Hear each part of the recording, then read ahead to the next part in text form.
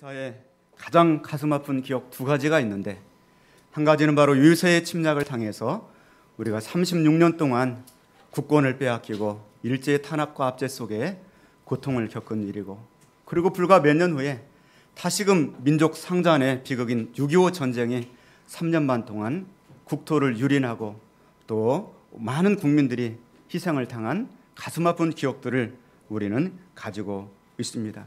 그럼에도 불구하고 전후 69년 만에 우리가 이렇게 안정되고 그리고 발전된 국가에서 신앙생활을 하게 된 것은 먼저는 하나님의 은혜이고, 그리고 또 6.25 전쟁 통해 우리 대한민국에 와서 수많은 세계의 젊은이들이 목숨을 바쳐서 우리나라를 위해서 희생한 그 대가가 있지 않을까 생각을 해보게 됩니다.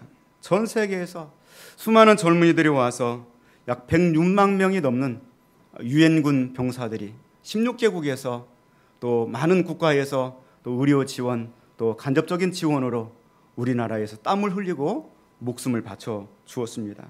지금도 약 47만여 명이 시신조차 찾지 못하고 대한민국 땅 어디엔가 잠들어 있는 사실을 우리는 기억해야 할 것입니다. 얼마 전엔가 그릇된 역사관을 가진 젊은이 중에 몇 사람이 메가더 장군 동상을 끌어내리려고 했던 기억이 있습니다.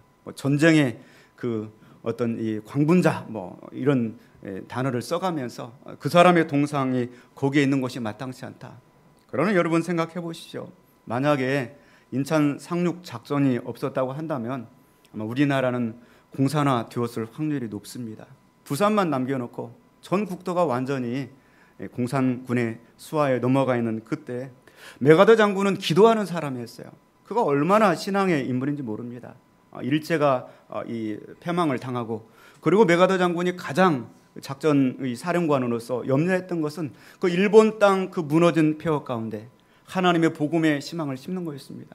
그래서 이 많은 이 미국의 이 목회자들에게 간청을 해서 약 2천여 명 이상의 선교사를 한 3년여간 일본 땅에 이렇게 파송하도록 했고요. 또 많은 사람들을 설득해서 일본의 기독교 대학이 세워질 수 있도록 그렇게 노력을 했고요. 또 한반도의 인천 상륙 작전을 앞두고도 그리고 간절히 기도했습니다. 하나님, 나는 또 하나의 전쟁을 원하지 않습니다. 그러나 저 작은 한반도 땅에 하나님의 의와 복음을 전할 수 있다면 저를 기꺼이 써 주옵소서. 그렇게 기도하고 도저히 불가능한 이 상륙 작전을 성공을 했다는 거 아닙니까? 나중에 9월 29일 날 수도를 함락하고, 그리고 옆에 있는 분들이 정말 원하는 것이 무엇입니까? 할게. 우리 모두가 함께 이 자리에서 주님이 가르쳐준 기도로 하나님께 기도할 수 있었으면 좋겠습니다. 그런 고백을 했다는 유명한 일화가 있습니다. 오늘 6.25 전쟁 69주년을 맞이하면서 비록 우리가 신앙생활하는 데는 국경이 없습니다. 그러나 우리는 분명한 국경을 가지고 있고 조국을 가지고 있습니다. 만약에 이 나라가 우리를 지켜주지 못한다면 교회도 가정도 아무 존재의 의미가 없는 것입니다. 예수님께서도 이 땅에 육신을 입고 오셨기 때문에 예수님에게도 조국이 있으셨어요. 바로 이스라엘 땅이 예수님의 조국이었습니다. 그때 예수님께서 얼마나 조국을 사랑하시고 애국하셨는지 모릅니다. 오늘 본문의 37절 말씀을 우리가 함께 다시 한번 봉독하기를 원합니다. 예루살렘아 예루살렘아 선지자들을 죽이고 내게 파송된 자들을 돌로 치는 자여, 암탉이 그 새끼를 날개 아래 모음같이 내가 내 자녀를 모으려 한 일이 몇 번이더냐. 그러나 너희가 원하지 아니하였도다. 아멘. 예수님께서도 정말 자기 조국 이스라엘을 사랑하셨어요. 그래서 당시에 로마의 식민 지배하에 있는 이스라엘 땅을 얼마나 긍휼히 여기셨는지 모릅니다. 오늘 본문의 말씀 보면은 예루살렘아 예루살렘아 두 번에 걸쳐서 예루살렘을 부릅니다. 간절하고 예절한 그 민족을 사랑하고 조국을 사랑하는 그러한 예수님의 마음이 담겨져 있습니다. 회개하지 아니하고 그 죗값으로 말미암아서 하나님의 매를 맞고 있는 그 참혹한 이스라엘의 모습들을 긍휼히 여기고 있는 모습을 볼 수가 있습니다. 성경에 보면 예수님께서 3번 눈물을 흘리셨더라 하는 기록들이 나와 있습니다. 첫 번째가 바로 요한복음 11장에서 정말 가난하고 어렵지만 그러나 믿음으로 살아가던 나사로의 가정, 그 나사로의 죽음 앞에서, 그 무덤 앞에서 통분히 여기시고 예수님께서 눈물을 흘리시더라. 요한복음 11장 35절에 기록되어 있습니다. 두 번째 내용이 예수님께서 나귀를 타고 예루살렘 성에 입성하셨습니다. 마태복음은 그냥 예루살렘 성에 입성하셔서 곧바로 성전에 들어가 노건으로 채찍을 만드셔서 막 비둘기 파는 자들과 돈 바꾸는 행상들을 뒤집어 엎으시고 채찍으로 때리시고 내쫓으시고 그런 장면이 나와 있는데, 누가복음의 말씀에 보면은 이 예루살렘 성을 들어오시면서 성을 보시고 우셨다, 그렇게 기록되어 있습니다. 그러면서 너도 오늘 평화에 관한 일을 알았더라면 좋을 뻔하였거니와 지금 내 눈에 숨겨졌도다. 날이 이를지라 내 원수들이 토둔을 쌓고 너를 둘러 사면으로 가두고 또 너와 및 그 가운데 있는 내 자식들을 땅에 메어치며 돌 하나도 돌 위에 남기지 아니하리니 이는 내가 보살핌 받는 날을 알지 못함을 인함이니라. 누가복음 9장 41절로부터 이렇게 기록되어 있습니다. 그러니까 예수님께서 두 번째 눈물을 흘리신 내용이 바로 예루살렘을 바라보면서 예루살렘아 예루살렘아 그러면서 그 예루살렘의 그 참혹한 모습과 그리고 앞으로 폐허가 되고 패망할 그 모습들을 바라보면서 눈물을 흘리셨고요.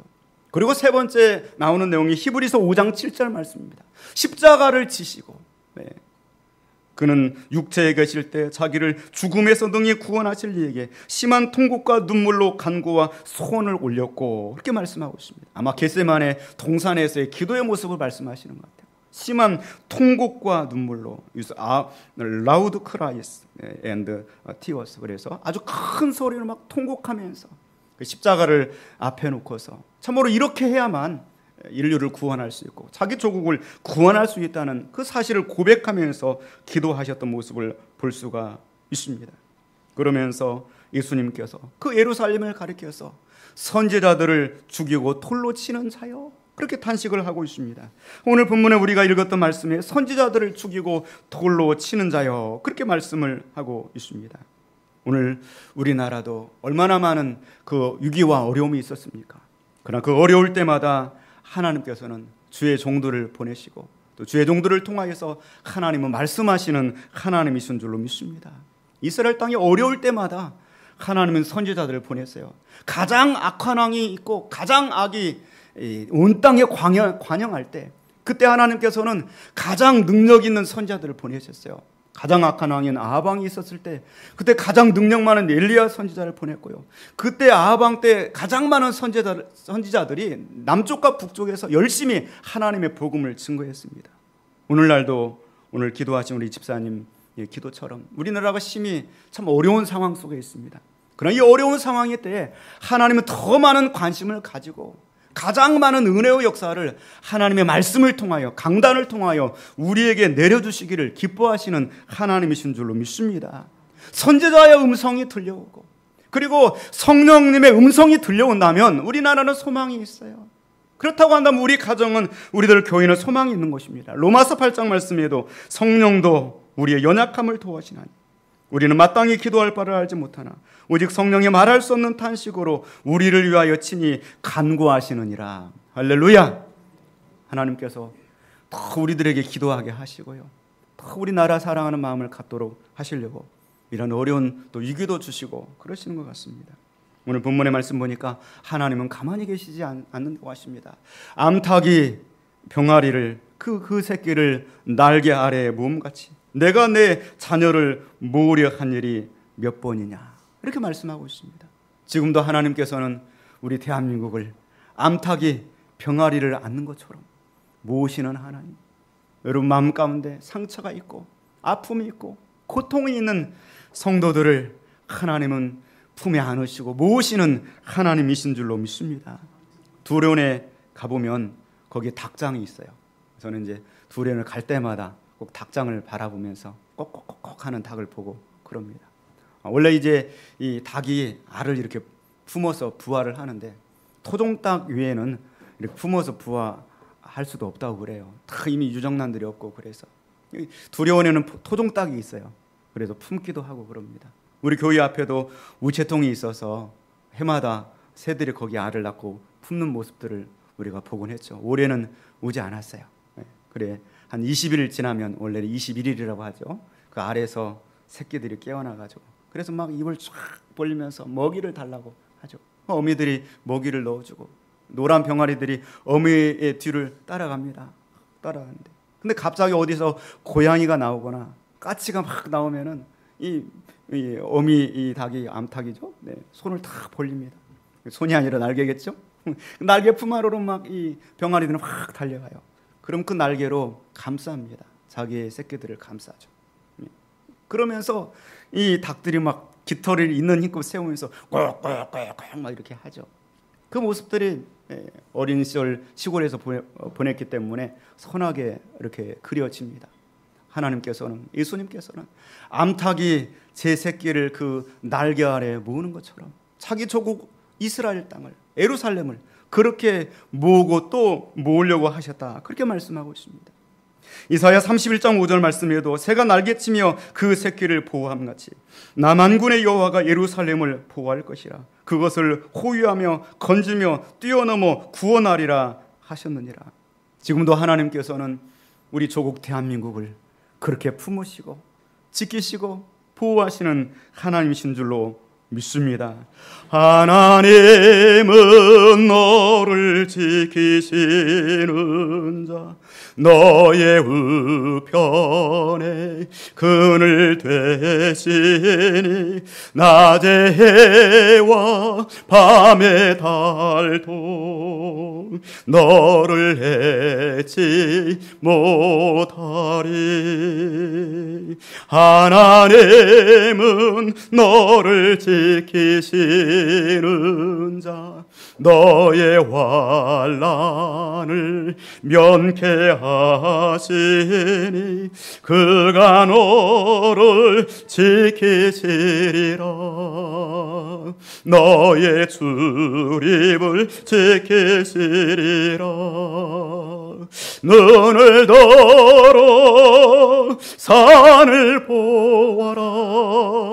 나의 도움 어디서 오나. 천지 지으신 너를 만드신 여호와께로다. 눈을 들어서 주님을 바라보시길 바랍니다. 우리나라의 도움이 어디서 오겠습니까? 여러분의 가정의 도움이 어디서 오겠습니까? 가정에 말기암 환자가 있고 또 가정에 여러 가지 아픔이 있고 고통이 있고 이 속에서 우리가 어디에서 위로를 얻을 수가 있겠습니까? 바로 천지를 지으시고 우리를 만드시고 우리를 창조하신 하나님에게 도움을 구하시기를 주님의 이름으로 축원을 드립니다. 오늘 예수님은 말씀하십니다. 내가 내 자녀를 모으려 한 일이 몇 번이냐? How often? 내가 얼마나 자주 우리 대한민국을, 내가 얼마나 자주 우리 서울을, 내가 얼마나 자주 우리들 교회를, 내가 얼마나 자주 바로 여러분의 가정을 품으려 하였느냐. 주님은 그렇게 말씀하고 있습니다. 오늘 본문의 말씀의 주어가 바로 하나님 여호와가 아니라 예수님으로 표현하고 있습니다. 내가, 아이라고 하는 1인칭으로 사용하고 있습니다. 바로 예수님께서 공생활을 사시면서 그의 모든 생애를 통하여서 이스라엘 나라를 품으셨고요, 그의 모든 생애를 통하여서 상처받고 환난당하는 예수님을 따라다니고 말씀을 듣는 그 사람들을 품으려 하셨다고 주님은 말씀하고 있는 것입니다. 신명기 32장 10절 말씀처럼 여호와께서 그를 황무지에서 짐승이 부르짖는 광야에서 만나시고 호유하시며 보호하시며 자기의 눈동자같이 지키셨도다. 할렐루야. 지금도 하나님은 우리를 이렇게 사랑하시고 눈동자처럼 지키시고 우리를 품에 안으시는 하나님이신 것입니다. 그런데 여기 예수님 말씀 보니까 2인칭이 나옵니다. 내가 이렇게 하였는데 그러나 너희가 원하지 아니하였도다. 문제는 우리들에게 있습니다. 우리 대한민국에 있습니다. 우리가 다시금 하나님을 구하기를 원합니다. 하나님의 날개품으로 달려갈 수 있기를 원합니다. 성도들이 먼저 하나님의 얼굴을 구하고 하나님의 품으로 달려갈 수 있기를 원합니다. 너희가 원하지 아니하였도다. 바로 너희가 배쳐가는 것이다. 수동적인 배척이 있고요, 적극적인 배척이 있습니다. 하나님의 음성이 들려오고 성령이 말할 수 없는 탄식으로 끊임없이 나의 마음을 두들기고 나를 위로하고 나를 치료하고 나를 새롭게 하기를 원하지만 마음을 닫아놓고 내가 소극적인 배척을 하는 것입니다. 또 때로는 내가 적극적으로 예수님을 돌로 치는 그러한 배척을 하고요, 선지자들을 돌로 치고 배척하고요, 선지자들을 내려치는 그러한 배척을 하는 것입니다. 너희가 원하지 아니하였도다. 그 결과 38절 말씀에 보라 너희 집이 황폐하여 버려진 바 되리라, 그렇게 말씀하고 있습니다. Your house, 너희 집이 그렇게 하나님을 배척하고 선자들을 돌로 치고 가두고 그러는 자여, 결국에는 너의 하우스가, 너의 집이, 그리고 예루살렘이, 이스라엘 나라가 그렇게 황폐하게 될 것이다. 이 말씀은 하시는 그 주님의 심정이 얼마나 마음이 아프시겠습니까? 속으로 눈물을 흘리시면서 하나님을 떠난 그 예루살렘과 또 이스라엘 백성들을 안타까워하면서 말씀하고 있습니다. 황폐하여서 너희가 버려진 바 될 것이다. 다시금 사명을 감당하고 회개하고 돌아와라. 그러면 하나님께서 다시 치료해 주실 것이다. 다시 안아 주실 것이다. 다시금 번영의 시대가 열릴 것이다. 주님은 그렇게 소원을 담고 말씀하고 있는 것입니다. 이 예언의 말씀대로 AD 70년에 로마 장군 티토스가 약 8만의 군인들을 이끌고 와서 예루살렘 성을 무너뜨리고, 그리고 약 110만 명에 해당되는 유태인들을 무참하게 살육하였습니다. 30만 명이 짐승처럼 끌려가서 노예로 고통을 겪었고요, 그 예루살렘의 성은 예수님의 예언처럼 돌 하나도 돌 위에 남겨지지 않고 다 무너져 버렸습니다. 그리고 그 땅에 다시금 모든 것들이 아무것도 풀 한 포기도 나지 않게 하려고 소금을 뿌리고 말 뒤에 썰애를 끌고 다니면서 소금 바닥을 만들어 버렸습니다. 얼마나 비참한 모습이 되었습니까? 사랑하는 성도 여러분, 하나님께서는 지금도 우리 대한민국을 사랑하시고 우리 대한민국이 이런 기회를 통하여서 더 회개하고 하나님의 품 안으로 달려가기를 원하시고 기다리시는 하나님이신 줄로 믿습니다. 그 니느웨 같은 죄악의 도성을 하나님 멸망당하는 것이 안타까워서 요나 선지자를 보내서 그를 다시금 물고기 뱃속에서 꺼내고 그리고 다시 보내서까지 40일이 지나면 니느웨가 무너지리라 하시고 그 땅이 회개할 적에 그거를 기쁘게 받으셨던 하나님, 우리 대한민국이 회개하고 믿는 성도들이 먼저 가슴을 찢으면서 돌이키고 하나님의 품으로 달려가기를 원하시는 하나님이신 줄로 믿습니다. 오늘 39절 말씀에 주님은 이렇게 말씀하고 있습니다. 내가 너에게 이르노니 이제부터 너희는 찬송하리로다. 주의 이름으로 오시는 이여 할 때까지 나를 보지 못하리라 말씀하고 있습니다. 이 말씀은 시편 118편 26절 말씀입니다. 여호와의 이름으로 오는 자가 복이 있으며 우리가 여호와의 집에서 너희를 축복하였도다. 하나님께 나오는 성도들을 주의 종을 통하여 축복하고요, 그런 말씀을 인용하여서 다시금 하나님의 얼굴을 구하고 하나님 호산나 이제 나를 구원하소서 고백할 그때까지 나의 얼굴을 구할 그때까지 너희가 고난을 겪게 될 것이다. 그렇게 주님은 말씀하고 있는 것입니다. 6.25 전쟁은 참으로 비극적인 전쟁이었습니다. 그러나 그 비극적인 전쟁을 통하여서도 하나님은 공의를 잃지 않으시고 대한민국을 품에 안으사 고치시고 회복시켜 주시고 이만큼 세워주신 하나님이신 줄로 믿습니다. 그나마 우리가 이렇게 세워질 수 있었던 근거가 뭐냐? 제 생각입니다. 1907년도에 평양에 대붕운동이 있었기 때문이요, 우리나라에 복음이 들어왔기 때문입니다. 복음이 들어오니까 환난을 당하고 역경을 당할수록 더 하나님의 품으로 달려가고요, 더 하나님의 얼굴을 구하는 것입니다. 전후의 그 처참한 폐허 속에서 50년대 60년대 얼마나 많은 한국 성도들이 저 산골에서 울부짖고 금식하며 부르짖고요, 국가를 위하여서 우리 나라를 위하여서 얼마나 하나님 앞에 회개하고 울부짖었습니까? 하나님 그 기도를 들으시고 대한민국에 번영을 주시고 교회의 부흥을 허락하여 주신 줄로 믿습니다. 어떤 분은 우리나라 초대 대통령 이승만 대통령에 관해서 부정적인 평가를 하는 분도 있는데요, 저는 목회자로서 신앙적인 평가만 합니다. 그분은 미국에서 유학을 했고요, 그리고 기독교의 장로님이셨습니다. 그분이 잘한 거는 바로 그분이 장로님이었기 때문에 우리나라가 미국을 중심한 정권이 들어설 수 있었고 그리고 우리나라가 하나님 잘 믿는 나라가 될 수 있었고요. 또 그분이 잘한 것 가운데 하나는 미국 군대를 보고서 우리나라 군대도 하나님 믿어야 되겠다. 그래서 군인의 모든 부대마다 교회를 세운 거예요. 군목제도를 들여온 겁니다. 할렐루야. 그런 면들을 바라볼 때 참 우리나라가 어렵고 힘든 가운데서도 하나님이 품어주셨구나. 하나님의 날개가 있었구나. 그 하나님의 날개 아래 우리나라가 다시 일으켜 세울 수 있는 그 영적인 기틀과 근거를 마련해 주셨구나. 지금 우리가 얼마나 힘들고 그러한 어려운 시대를 보내고 있습니까? 그러한 상황 속에서도 우리들은 희망을 잃지 않아야 됩니다. 바로 예수 그리스도가 우리의 희망이고 하나님이 우리의 희망이 되시는 줄로 믿습니다. 최근 들어서 U20 월드컵에서 우리 선수들이 준우승을 하기도 하고요.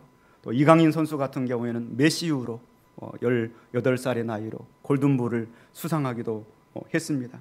또 류현진 선수 저 미국 땅에서 실패를 듣고 또 얼마나 국유를 선양하고 있습니까? 또 손흥민 선수는 저 메이저리그 프리미어리그에서 그가 하나님을 믿는 선수로서 또 열심히 얼마나 뛰고 있습니까? 방탄소년단은 지금 전 세계 속에 문화 영토를 얼마나 또 넓혀 나가고 있습니까? 또 기생충 그 영화가 또 황금 종려상을 타기도 했고요. 참 우리나라에도 소망이 있고요. 또 가능성이 보이기도 합니다. 그러나 또 내부적으로 여러 가지 우울한 그런 모습들도 있습니다. 남북 대화, 북미 대화는 현재 중지된 상태에 있고 또 국내 정치는 지금 문을 닫고 서로 내 탓이다 그렇게 하고 있고요. 경제는 계속 마이너스로 가고 있고 출산율은 인구 감소를 이제 걱정해야 되는 상황 속에 있습니다. 청년들과 가난한 성도들, 가난한 사람들의 좌절은 깊어가고 있고 그리고 설상가상 날마다 어떤 엽기적이고 잔혹한 그 인간 이하의 그런 범죄들이 끊임없이 대한민국 땅에서 일어나고 있습니다. 그리고 또한 눈에 보이는 6.25 전쟁은 멎었고 휴전 중에 있지만 지금 미국과 중국은 세계 패권을 놓고서 전쟁을 벌이고 있습니다. 이걸 가리켜서 투키디데스 함정에 빠졌다 그런 표현을 하고 있습니다. 기원전 5세기에 지중해 패권을 주고 당시 로마가 세상을 다스리는데 제1인자가 로마인데 제2인자들이 막 일어서는 거죠. 그러니까 이 1인자인 로마가 그 신흥 강국들을 이 위기의식을 느끼면서 진압을 해나가는 겁니다. 그러면서 자기 주변에 있는 약소국들을 끌어들이는 거예요. 나의 전쟁에 동참할 것이냐 말 것이냐. 지금 우리나라가 그런 상황 속에 있습니다. 미국은 과거 몇 년에 수십 년 전에 투키디데스 이 전쟁을 이미 했습니다. 소련이 2인자로 부강할 때 그 소련을 이제 이 진압을 해서 소련이 이제 물러나게 되었고요. 또 1980년대 일본이 급부상하니까 또 일본을 프라자 하부를 통하여서 또 누그러뜨렸습니다. 이제 또 중국이 제2인자로 부강을 하니까 미국이 또 어김없이 최강대국의 권위를 지키기 위해서 무역전쟁을 벌이고 있고요. 또 이 전쟁에 틈바구니에 있는 우리 대한민국은 또 상당 기간 동안 어려움을 애고하고 있습니다. 이 혼란한 시대를 틈타서 사탄 마귀가 역사하고요. 동성애가 밀려오고 있고 그리고 모슬렘과 이단들이 기승을 부리고 있습니다. 이러한 때 우리는 주님의 말씀을 기억해야 됩니다. 예루살렘아 예루살렘아 선지자들을 죽이고 내게 파송된 자들을 돌로 치는 자여 암탉이 그 새끼를 날개 아래 모음같이 내가 내 자녀를 모으려 한 일이 몇 번이느냐 그러나 너희가 원하지 아니하였도다. 우리 대한민국을 우리가 품고서 더욱 우리가 기도할 수 있기를 원합니다. 다시금 6.25 같은 전쟁이 이 땅에서 재발되지 않게 하여 주옵시고 이 어려운 난관을 통하여서 한국교회가 더 간절히 하나님의 얼굴을 구하게 하여 주옵소서. 강대국의 무역전쟁 속에서 필연적으로 약소국들의 줄서기를 강요하고 있는데 대한민국은 지금까지 5천년 동안 슬기롭게 모든 위기와 환난을 잘 넘기면서 생존해 왔습니다. 그리고 이제는 우리의 알파와 오메가가 되시는 하나님께서 계십니다.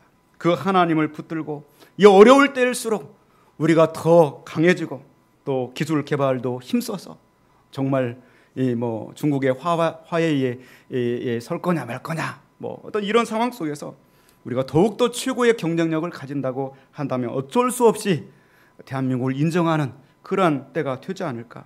어려울 때일수록 교회의 역할은 더욱 중요합니다.